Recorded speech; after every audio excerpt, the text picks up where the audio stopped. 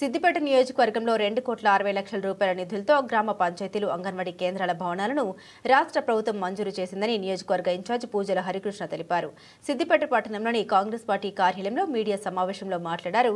రాష్ట్రంలో urea కొరతకు Congress party కారణం కాదని, కేంద్ర ప్రభుత్వం యూరియా ఇస్తుందని తెలిపారు. ఢిల్లీలో తమ పార్టీ ఎంపీలు ధర్నా చేస్తే 50,000 మెట్రిక్ టన్నుల యూరియా రాష్ట్రానికి వస్తున్నట్లు పేర్కొన్నారు. సిద్దిపేట నియోజకవర్గంలో స్థానిక ఎమ్మెల్యే హరీష్ రావు గారు నిన్న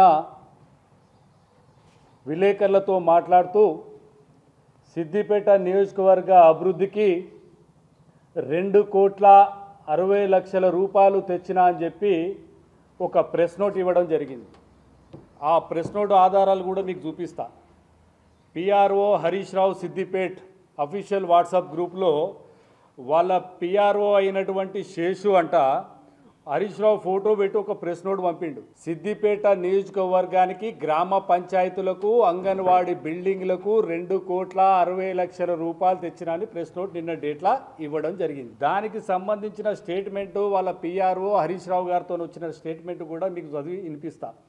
సిద్దిపేట నియోజకవర్గంలో 10 అంగన్వాడీ భవనాలకు మరియు 8 గ్రామ పంచాయతీ భవన నిర్మాణాలకు 2,40,00,000 మంజూరైనట్లు మాజీ మంత్రి ఎమ్మెల్యే హరీష్ రావు గారు తెలిపారు.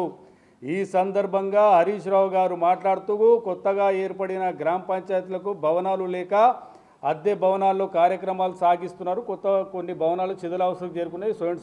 దీనికి మా ఎమ్మెల్యే మాజీ మంత్రి హరీష్ రావు దయ వల్ల నిధులు వచ్చినాయని చెప్పిండు. ఈ స్థానిక ఎమ్మెల్యే హరీష్ రావుకు ఎమ్మెల్యేగా కనీసం 5 సార్లు గెలిచినప్పుడు కూడా మరి మతి సిమితం లేదా లేకపోతే సోయిలేక మాట్లాడుతుందో అర్థమవుతలేదు. ఇదే గ్రామ పంచాయతీలకు ఇదే అంగన్వాడికి బిల్డింగ్లకు సంబంధించి నేను 2/6/2025లో నేను అంగన్వాడికి సిద్దిపేట నియోజకవర్గానికి సంబంధించినటువంటి జీపీ బిల్డింగ్లు 9 టోటల్, ఒక్కొక్క గ్రామ పంచాయతీకి 20 లక్షలు, టోటల్ వచ్చేసి 1,80,00,000. ఎన్నో తారీఖు?